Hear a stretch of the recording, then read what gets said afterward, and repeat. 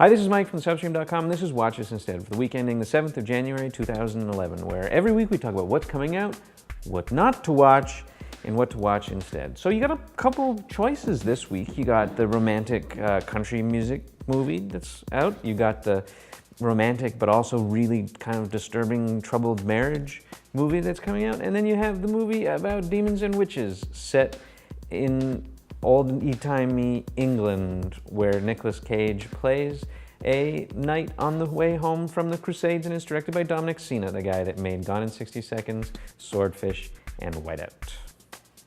What are you gonna pick?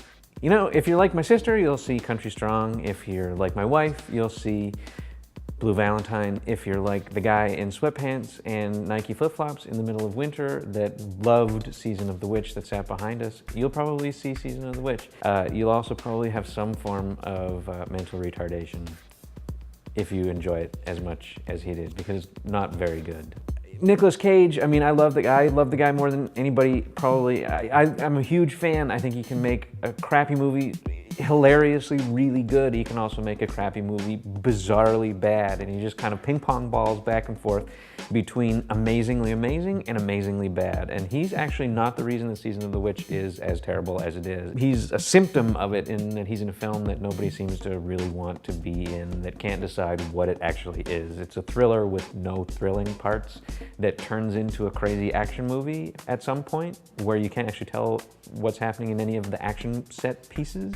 It's not very good. So what should you watch instead? There's a movie that came out this year, directed by a woman named Deborah Granick, called Winter's Bone, that shares the same kind of... I mean, I was watching Season of the Witch, and Winter's Bone is set in modern day. It stars an actress that is a 17 or 18-year-old girl who's trying to save her family from being taken by some people that have the right to repossess it, because her father, who's a methamphetamine cooker, put it up as security, and she's trying to track him down through the criminal underground in the Ozarks and rural poverty. And they're not really anything alike in terms of plot. However, they are a lot alike in terms of the visual tone and the kind of grittiness that they achieved in Winter's Bone and used to great effect, but that also they achieved in Dominic Sena and used to horrible effect, because in that film it's just grating and dark and depressing and dreary.